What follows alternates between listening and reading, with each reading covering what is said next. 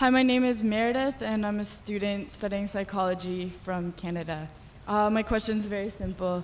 How can you say that men and women, that there's no sexism when the very setup of this conference is sexist? For example, the men are seated Can you in repeat front the of the question a bit women. slowly, sister? Yes. Why is it that the men are seated in front of the women? The very structure of this conference is sexist. Why is that? MashaAllah, sister, that's a very good question. That why aren't the women seated in front? No, why are we not, if you're going to separate us, how come we're not left to the right?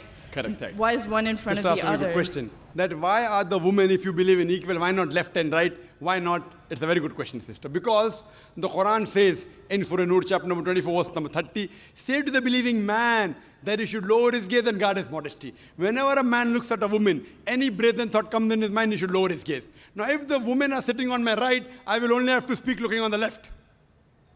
You know, because I cannot look at them. Yeah, I can look at everyone. Sister, I cannot see your face also from here. You may look at my direction. If you want to see me close, you can see on the screen there, no problem.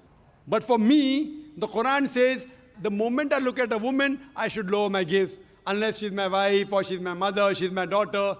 And if someone says that someone looks at a woman and nothing happens to him, then he requires a psychiatrist.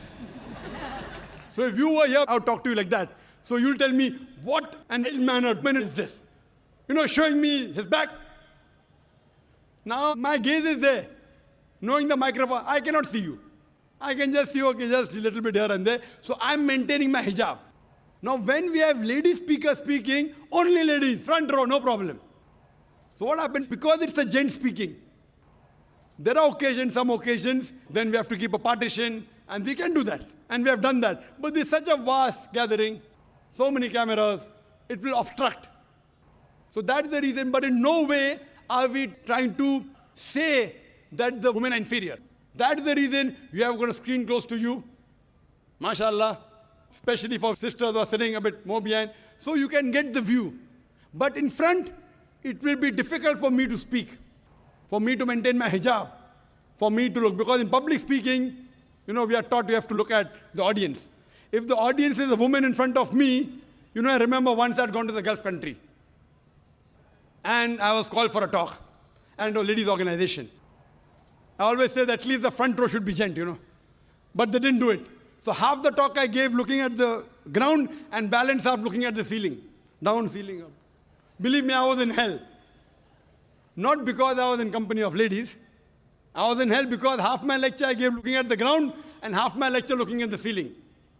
I had to maintain my hijab. Here I can talk to the person, I can look at him, I can stare at him. If he's sleeping, I stare at him, he stops sleeping, you know. The public speaking. But with the ladies, therefore, it is for maintaining the hijab. So that's the reason, sister, it is not at all in any way trying to belittle them. And the reason we have given you one microphone instead of two, because we feel that the proportion is approximately 1/3, 2/3. That's the reason. But the moment last time when there were more ladies, we gave equal proportion. Hope that answers the question, sister. Thank you.